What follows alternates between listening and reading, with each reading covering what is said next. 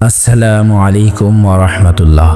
প্রিয় দর্শক, আজকের এই গল্পটি শুনলে হয়তো আপনার বুক কেঁপে উঠবে, কারণ আজ আমরা এমন একটি সত্য ঘটনা জানব যেখানে এক মায়ের কষ্টভরা কথায় বদলে গিয়েছিল সন্তানের পুরো জীবন।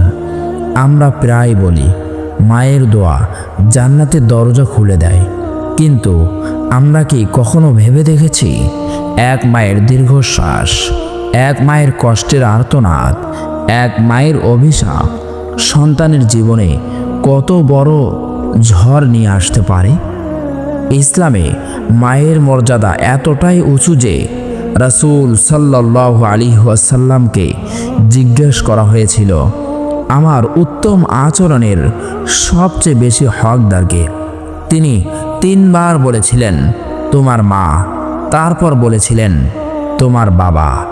এই হাদিস বর্ণনা করেছেন মহান সাহাবী আবু হুরাইরা রাদিয়াল্লাহু তাআলা আনহু। ভাবুন, 3 বার মা বলা হয়েছে। এটা কি সাধারণ কথা? না, কারণ মা শুধু জন্ম দেন না, তিনি রাত জাগেন, নিজে না খেয়ে সন্তানের মুখে তুলে দেন, নিজে কাঁদেন, কিন্তু সন্তানের সামনে হাসেন। এখন শুনুন সেই ঘটনার কথা। এক যুবক ছিলেন, তার নাম ছিল জোরাইস। তিনি ছিলেন অত্যন্ত ইবাদতগুজার মানুষ। দুনিয়ার মোহ ত্যাগ করে তিনি নির্জনে ইবাদতে মগ্ন থাকতেন। নামাজ, রোজা, জিকির, এটাই ছিল তার জীবন। মানুষ তাকে সম্মান করত, তার তাকওয়া নিয়ে গল্প হতো, তার ইবাদতের খ্যাতি চারিদিকে ছড়িয়ে পড়েছিল। কিন্তু তার জীবনে ছিল একটি পরীক্ষা, তার মা। একদিন জোরাইস নামাজে দাঁড়িয়ে আছেন, মনোযোগ দিয়ে ইবাদত করছেন। এমন সময় তার মা এসে ডাকলেন, হে জোরাইস। তিনি নামাজে ছিলেন, মুহূর্তের জন্য দ্বিধায় পড়লেন, আমি কি নামাজ ভাঙব নাকি চালিয়ে যাব? তিনি ভাবলেন, নামাজ আল্লাহর জন্য, তাই তিনি নামাজ চালিয়ে গেলেন। তার মা কষ্ট পেয়ে ফিরে গেলেন। পরের দিন আবার এলেন, আবার ডাকলেন, আবারও তিনি নামাজ ভাঙলেন না। তৃতীয়বারও একই ঘটনা। এবার তার মায়ের হৃদয় ভেঙে গেল। তিনি গভীর কষ্টে বললেন, হে আল্লাহ, তুমি তাকে এমন পরীক্ষা দাও যাতে সে এক খারাপ নারীর মুখ দেখে। এটি ছিল রাগের কথা, কষ্টের কথা, কিন্তু মনে রাখবেন, মায়ের হৃদয়ের কথা সাধারণ কথা নয়। সময় গেল।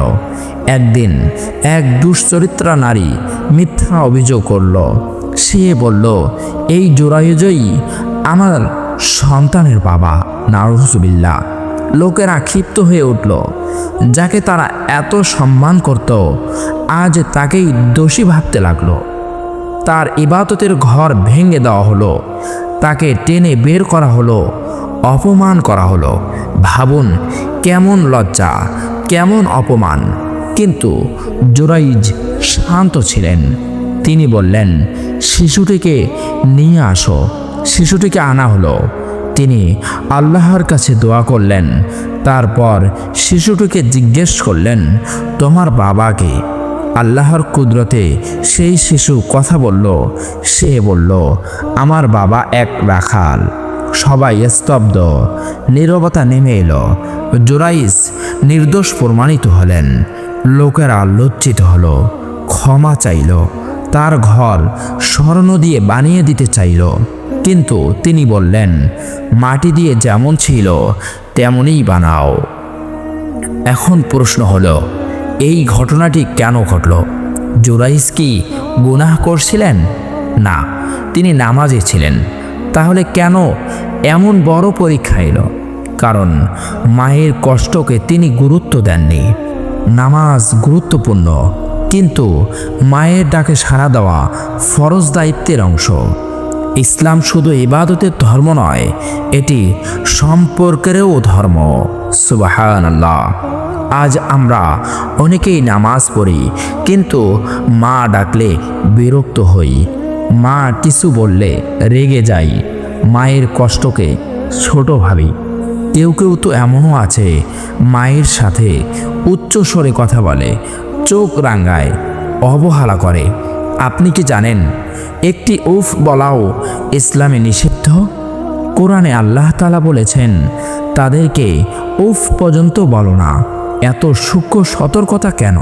কারণ মায়ের হৃদয় খুব নরম। তার দোয়া আপনার জীবন গড়তে পারে, তার কষ্ট আপনার জীবন ভেঙে দিতে পারে। জোরাই ছিলেন নেককার, তবুও মায়ের কষ্ট তার জীবনে ঝড় এনেছিল। তাহলে আমরা যারা গুনাহে ভরা, আমরা যদি মায়ের মন ভাঙি, আমাদের অবস্থা কি হবে? হয়তো আজ আপনার রিজিক আটকে আছে, হয়তো আপনার কাজে বরকত নেই, হয়তো বারবার ব্যর্থ হচ্ছেন। একবার ভেবে দেখুন, আপনার মা কি আপনার ওপর খুশি? হয়তো তিনি কিছু বলেননি, কিন্তু তার চোখের পানি আল্লাহর কাছে পৌঁছে গেছে। মায়ের দোয়া ছায়ার মতো, মায়ের বদদোয়া আগুনের মতো। আপনি যদি চান আপনার ভাগ্য বদলাক, তাহলে মায়ের মন জিতে নিন। আজ যদি আপনার মা বেঁচে থাকেন, তার কাছে যান, তার পা ছুঁয়ে বলুন, মা আমাকে মাফ করে দাও। তার জন্য দোয়া চান। আর যদি তিনি দুনিয়াতে না থাকেন, তার জন্য সদকা দিন, তার জন্য দোয়া করুন, কারণ জান্নাত মায়ের পায়ের নিচে। সুবহানাল্লাহ। প্রিয় দর্শক, এক মায়ের অভিশাপে এক সন্তানের জীবন বদলে গিয়েছিল, কিন্তু এক মায়ের দোয়ায়ও একজন সন্তানের জীবন আলোয় ভরে যেতে পারে ইনশাআল্লাহ। আপনি কোনটা চান? আজ সিদ্ধান্ত আপনার। মায়ের হৃদয় ভাঙবেন, নাকি মায়ের হাসিকে নিজের মুক্তির পথ বানাবেন? আল্লাহ তাআলা আমাদের সবাইকে মায়ের হক আদায় করার তৌফিক দান করুন। আমাদের মাকে সন্তুষ্ট রাখার তৌফিক দিন। আমিন।